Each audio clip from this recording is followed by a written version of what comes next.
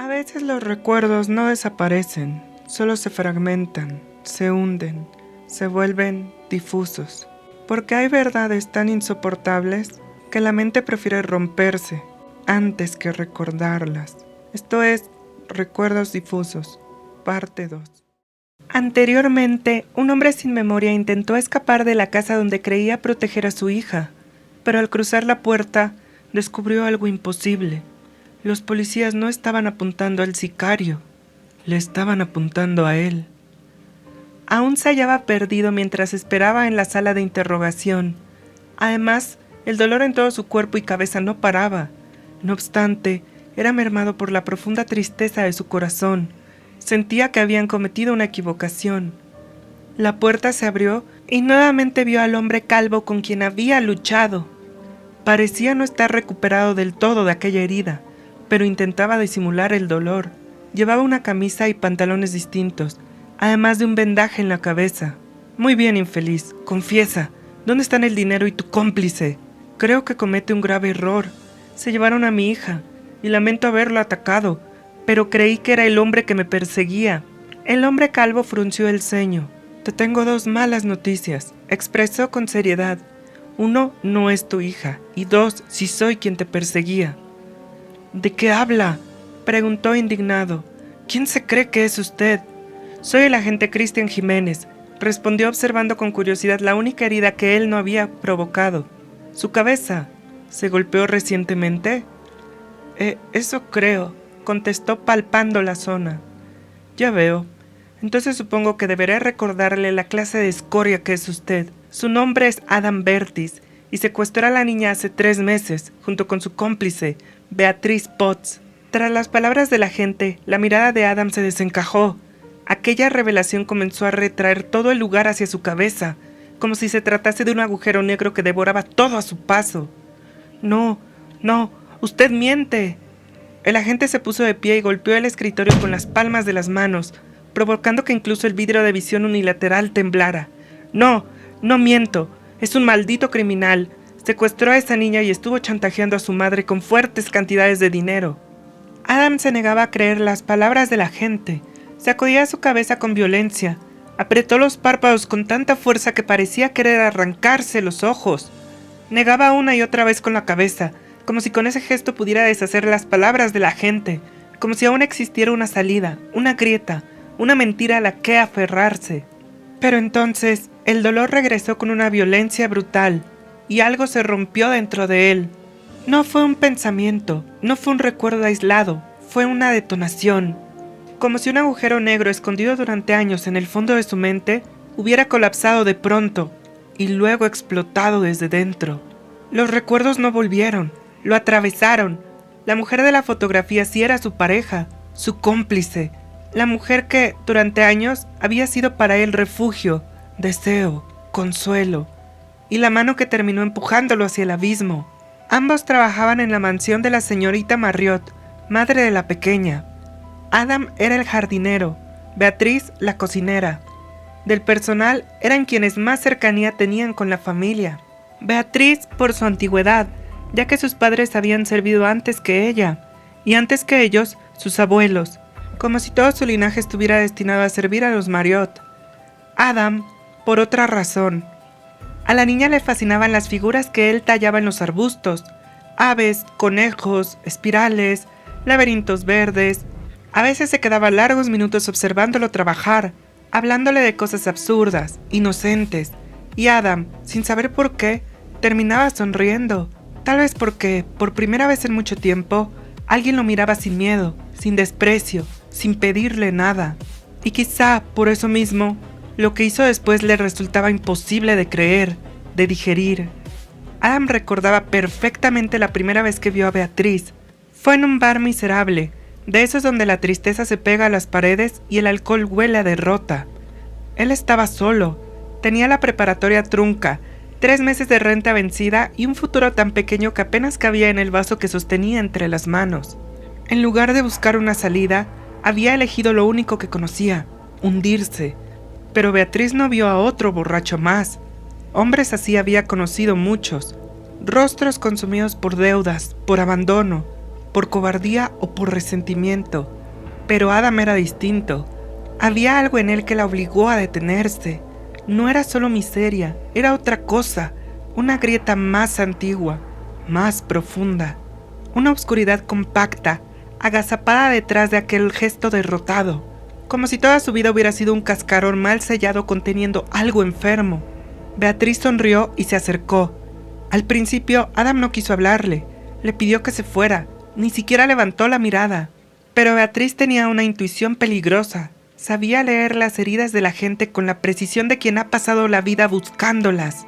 Entonces se inclinó apenas hacia él y con una voz suave, casi íntima, pronunció la frase que terminó por abrirlo. He conocido a mucha gente que cree que la vida no la ha tratado bien, pero en tu caso es distinto. Tú no solo estás triste y eres miserable, tú cargas con algo mucho más profundo, algo oscuro. Adam levantó la cabeza, la miró como si acabara de escuchar una frase llena de simpatía después de años de dolor, y en ese instante, Beatriz lo supo, había acertado. No estaba frente a un hombre roto, estaba frente a un hombre quebrado en el lugar exacto. Lo sedujo con paciencia, no con prisa, no con necesidad, sino con un método. Una mirada más larga de lo normal, una mano sobre la suya, una risa baja, un beso cuando él menos lo esperaba. Adam confundió aquello con amor. ¿Cómo no hacerlo? Nadie lo había tocado con ternura en toda su vida. Nadie lo había escuchado sin burlarse. Nadie le había hablado como si hubiera algo rescatable dentro de él. Y entonces comenzó a hablar. Primero con cautela, luego con vergüenza y al final, como si cada palabra le arrancara un pedazo de piel. Entonces le habló de su madre. Desde niño, Adam había vivido bajo el yugo de una mujer que parecía disfrutar cada forma posible de humillación. Le apagaba cigarrillos en los brazos, le obligaba a limpiar la casa hasta el agotamiento, y si encontraba una mancha, una huella o una mota de polvo, lo arrastraba hasta la cubeta y le hundía el rostro en el agua sucia, mientras le gritaba que ni siquiera servía para limpiar. Más de una vez sintió que iba a ahogarse. Lo llamaba cobarde, inútil, basura. Le repetía que era igual que su padre, un perdedor, un hombre que no había sido nada en vida. Lo único bueno que me dejó fue el dinero que cobré por su seguro de vida. Le habría dicho en una ocasión, amenazando con que quizá aquel era su destino también. Adam le tenía terror, y una ocasión, cuando cumplió 15 años, aquella amenaza parecía haberse cumplido. Adam se encontraba estudiando matemáticas en su cuarto, convencido de que la escuela era la única cuerda que aún lo sostenía sobre el vacío. Entonces su madre entró, pero algo en ella era distinto. Sonreía, no con crueldad, no con desprecio. Sonreía con una dulzura artificial, casi maternal, como si por primera vez en su vida quisiera ser otra persona. Pero había algo insidioso en su actitud, y Adam podía intuirlo. Sin embargo, decidió seguirle el juego pese a que le arredraba su comportamiento. Se guardó el lápiz en el bolsillo de su pantalón y salieron de su habitación. Comenzaron a bajar las escaleras y a medio camino sintió como algo áspero se cerraba alrededor de su cuello. Era un dogal que lo asfixiaba. El forcejeo fue torpe, desesperado, salvaje. Manos, uñas, tos, aire roto. Y en medio de ese pánico ciego, Adam utilizó lo único que tenía en la mano. Sacó el lápiz de su bolsillo y se lo clavó directo en el ojo sin saberlo. Fue un movimiento desesperado, aquella sensación antigua de supervivencia que envuelve a todo ser vivo. Su madre emitió un profundo y desgarrador grito. Adam, aterrado, lo hundió más, y entonces el grito se cortó. La mujer cayó escaleras abajo con un estruendo sordo, brutal, como un tronco podrido desplomándose sobre la madera. Adam se quedó inmóvil, jadeando, viendo aquel cuerpo tendido al pie de las escaleras. Hubo un gemido, un espasmo, y él, aterrado, huyó. Huyó antes de saber si seguía viva. Huyó antes de entender qué había hecho. Huyó como quien abandona una casa en llamas sabiendo que el fuego ya lo llevaba por dentro. Después de eso, nada volvió a ser normal. Dormía poco, temblaba mucho, no duraba ningún empleo. Juraba ver el rostro de su madre en los espejos, en los cristales del transporte, en las facciones de extraños que se cruzaban con él en la calle, a veces incluso en la luna, como si el mundo entero hubiera aprendido a mirarlo con sus ojos. Escuchaba su voz, No siempre, solo cuando estaba más cansado, cuando la soledad lo azotaba, cuando la debilidad lo subyugaba. Cobarde, inútil, vas a terminar igual que tu padre. Con el tiempo, buscó refugio en el alcohol y después en cualquier cosa que pudiera apagar, aunque fuera por unas horas, aquella guerra dentro de su cabeza. Nada funcionó. En diversas ocasiones pensó en acabar con su vida, pero la cobardía le impedía saltar o apretar el gatillo. Creía que estaba destinado a ser miserable por el resto de sus días, hasta que apareció Beatriz. Pero Beatriz no lo curó, solo ocupó el lugar exacto donde antes vivía el miedo. Su voz era suave donde la de su madre había sido cruel, sus manos eran cálidas donde antes solo hubo golpes. Sus besos le devolvieron una idea de sí mismo que nunca había tenido, la de ser deseado y no humillado, la de ser un hombre y no una pieza desechable, la de ser necesario. Y eso fue suficiente, porque Beatriz entendió algo antes que él. Adam no necesitaba amor, necesitaba una razón para dejar de sentirse débil. Con el tiempo, ella consiguió que lo contrataran en la mansión Marriott.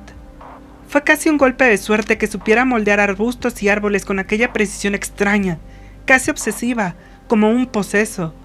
Beatriz lo presentó, habló bien de él, lo acercó al lugar, y durante 5 años fue moldeándolo del mismo modo en que Adam moldeaba los jardines, con paciencia, con sutileza, con cortes pequeños. Primero sembró ideas, luego agravios, después resentimiento. Le hablaba del dinero, de la desigualdad, de cómo ellos servían mientras otros heredaban lujos sin merecerlos, de cómo una mujer como ella no había nacido para obedecer órdenes el resto de sus días, sino para ocupar un trono. Pero Adam aún dudaba porque, a pesar de todo, estimaba a la familia, y la pequeña confiaba en él. Eso debió haberlo detenido. Debió.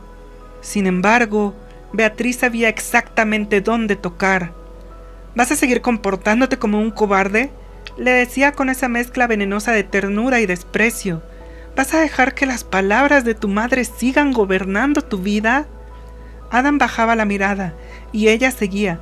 ¿Recuerdas cómo te trataban? ¿Recuerdas cómo se reían de ti los que tenían más? ¿Vas a dejar que el mundo siga pisoteándote? Pero ellas no tienen la culpa, alcanzaba a decir él. Entonces la dulzura desaparecía. No seas estúpido. Después volvía a acariciarle el rostro, a susurrarle al oído, a hacerlo sentir comprendido. ¿De verdad crees que le importas a esta gente? Somos peones, Adam. El día que ya no les sirvamos, nos reemplazarán sin pensarlo. Esa niña que tanto aprecias se olvidará de ti. Conversará de igual manera con el próximo jardinero, y tú solo serás un recuerdo evanescente, como lo has sido en la mente de todos, menos en la mía. Cada palabra abría una grieta, cada caricia la ensanchaba, y cuando él intentaba resistirse, Beatriz recurría a su arma más efectiva, el abandono. Está bien, sigue pensando lo que quieras, le dijo una noche, apartándose de él. Yo haré lo que tenía planeado. Solo lamento haberme equivocado contigo. Adam sintió aquello como un golpe seco en el pecho, porque para entonces ya no la amaba, la necesitaba.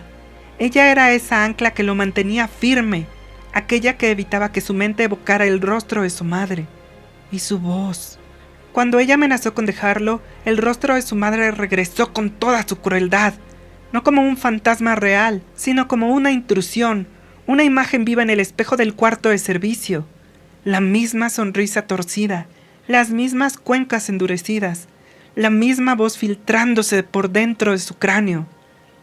Te lo dije, Adam, tu única utilidad es acabar como el inútil de tu padre. Siempre vas a ser un cobarde, un despojo. Y detrás de esa voz, la imagen de Beatriz, más dulce, más cálida, más peligrosa, como si ambas hubieran aprendido a invadir su mente al mismo tiempo. Adam se quebró ahí, no cuando aceptó el plan, no cuando escuchó por primera vez la idea del secuestro.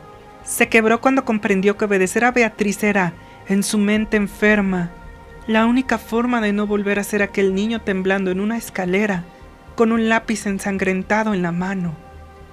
El plan era simple, terriblemente simple. Beatriz prepararía una cena capaz de sumir en un sueño profundo no solo a la familia Marriott, sino también al resto del personal.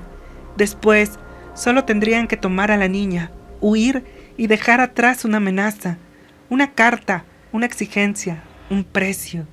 Todo estaba muy bien pensado, todo parecía limpio, todo parecía posible. Y sin embargo, incluso entonces, en algún rincón de sí mismo, Adam todavía sabía la verdad. No estaba actuando por dinero, ni siquiera por Beatriz. Lo hacía por algo mucho más miserable, porque una parte de él seguía creyendo que, si obedecía a la persona correcta, si era útil, si era fuerte, si dejaba de temblar, al fin podría escapar del niño que su madre había dejado enterrado dentro de él. Y fue precisamente esa necesidad la que terminó por condenarlo. Se ocultaron durante casi un mes. El primer pago llegó más rápido de lo que esperaban. Adam creyó que, con el dinero en sus manos, todo había terminado, que bastaba con soltar a la niña, desaparecer y dejar atrás aquella monstruosidad antes de que terminara de devorarlos. Pero Beatriz no pensaba así. Para ella la rapidez con la que la familia Marriott había reunido aquella suma no era una advertencia, era una promesa. Si habían pagado tanto tan pronto, podían pagar más. Y fue ahí cuando Adam comenzó a entender algo que había preferido no mirar. Beatriz ya no estaba improvisando, nunca lo había estado. No quería escapar, quería seguir apretando hasta romperlo todo. En una ocasión estuvieron a punto de ser descubiertos y huyeron hacia aquel vecindario olvidado, donde se escondieron en la antigua casa de Doroteo, un examante de Beatriz quien ahora se pudría en prisión por homicidio. Aquel lugar olía a humedad, a abandono y en cierto modo a destino. Allí mantuvieron cautiva a la niña, esperando el segundo pago, esperando el siguiente movimiento, esperando, mientras algo dentro de Adam empezaba a desmoronarse. Los días pasaron. Beatriz se volvió más impaciente, más agresiva, más cruel. Comenzó a golpear a la niña, primero en silencio, después con rabia. Cada bofetada resonaba dentro de Adam como un eco que venía de muy lejos, como si las paredes de aquella casa devolvieran, una por una, las voces de su infancia. La niña lloraba, y en cada llanto, Adam no solo la escuchaba a ella, se escuchaba a sí mismo. El último quiebre llegó cuando Beatriz tomó el cuchillo, un cuchillo de carnicero. Lo sostuvo frente a sí con una calma espantosa, casi doméstica, como si cortar la mano de una niña fuera apenas otro paso lógico dentro del plan. Si la madre no entiende con palabras, entenderá con esto. Adam sintió que el aire desaparecía. La vio avanzar hacia el sótano. Escuchó a la niña llorar, y cuando la niña levantó la mirada hacia él, acurrucada en aquel rincón, temblando, ya no vio a la hija de la señorita Marriott. Se vio a sí mismo, pequeño, paralizado, atrapado, esperando a que alguien, por una vez, hiciera algo. «Ya fue suficiente, Beatriz», dijo con la voz rota. «Ya tienes lo que querías. No le hagas daño». Era una súplica, pero no solo dirigida a ella. Era también las palabras que nunca pudo decirle a su madre, las que quedaron ahogadas bajo el agua sucia de una cubeta, bajo el humo de los cigarrillos apagados en su piel, bajo el miedo de un niño que nunca aprendió a defenderse. «¡Suéltame, maldito!», escupió Beatriz, zafándose de él. «No necesito otro cobarde». Cobarde. La palabra cayó sobre Adam como un hierro candente, y algo dentro de él terminó por romperse. Se lanzó contra ella, forcejearon con violencia, subiendo las escaleras, golpeando muebles, tropezando contra las paredes, sin soltar el cuchillo ni por un segundo. Beatriz pataleó, arañó, mordió, logró golpearle la entrepierna con la punta del zapato, y Adam cayó de rodillas, jadeando, casi vencido. Ella alzó el cuchillo por encima de su nuca, como un verdugo, como una sentencia, y en ese instante, con la misma ferocidad desesperada con la que años atrás había clavado un lápiz en el ojo de su madre, Adam reaccionó. Sujetó la muñeca de Beatriz, desvió el filo, y la fuerza del movimiento terminó hundiendo la hoja en el pecho de ella. El tiempo se detuvo. Beatriz lo miró con los ojos abiertos, incrédulos.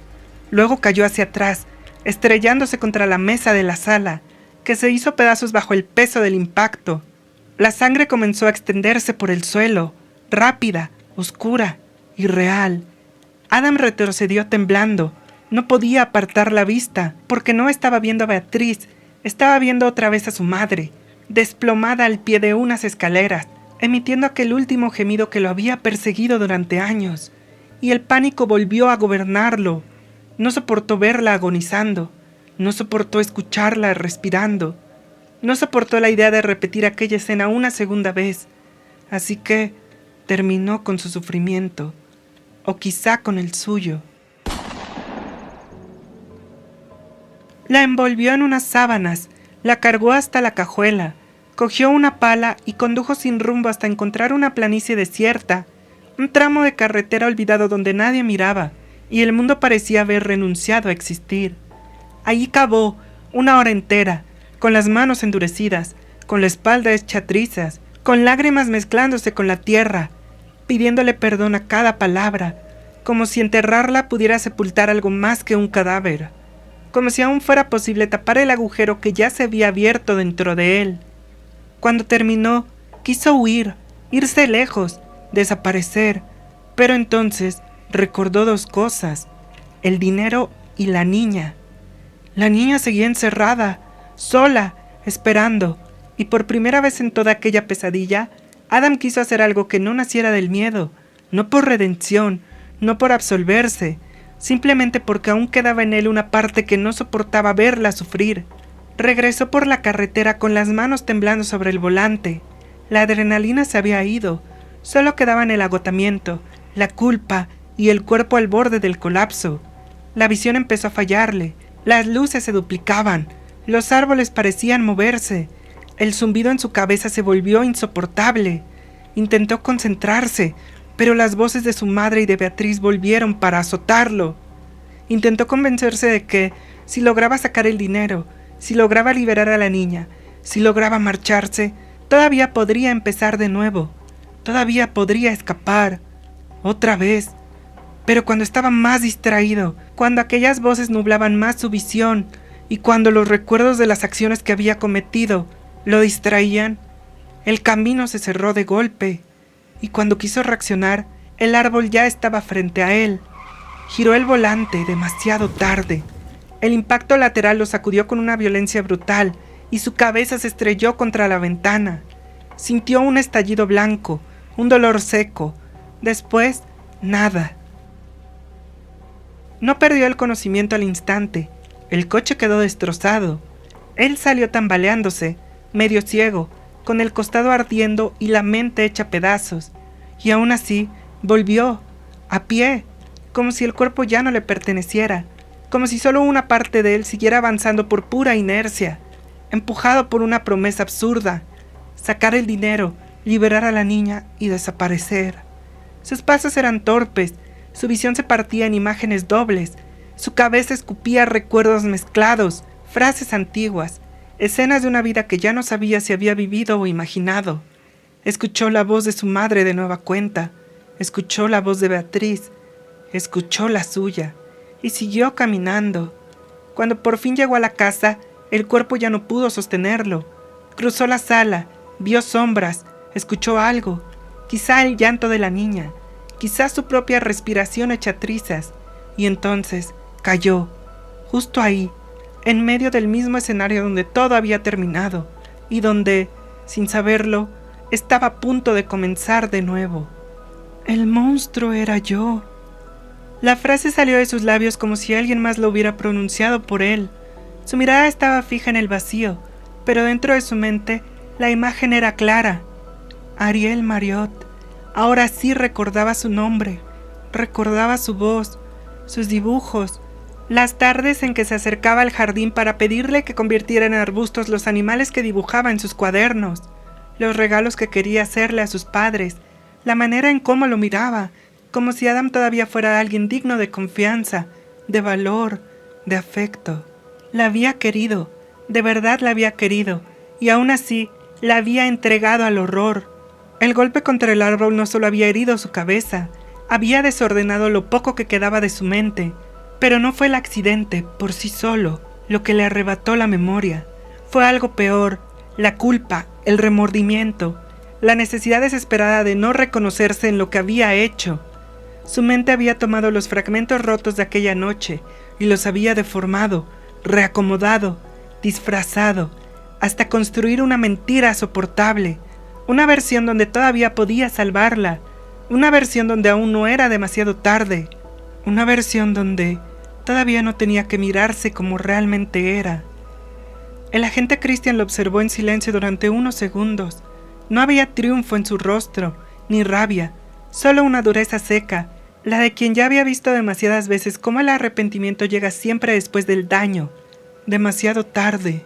Podrás olvidarlo un rato, dijo al fin, con voz baja. Podrás mentirte, podrás incluso convencerte de que quisiste arreglarlo. Se inclinó apenas hacia él. Pero eso no cambia lo que hiciste. Adam bajó la cabeza. Las lágrimas comenzaron a caer sin resistencia. Secuestraste a una niña, la mantuviste encerrada y ayudaste a convertir su miedo en una condena. Hizo una pausa. Y ahora por eso te vas a pudrir en una cárcel por el resto de tus días. Adam no respondió, no intentó defenderse, no suplicó, porque ya no quedaba nada que pudiera decir. La cárcel era apenas una formalidad. La verdadera condena había comenzado mucho antes, en el instante exacto en que comprendió que no había sido una víctima arrastrada por la oscuridad, sino un hombre que, durante demasiado tiempo, confundió el miedo con obediencia y el amor con sometimiento.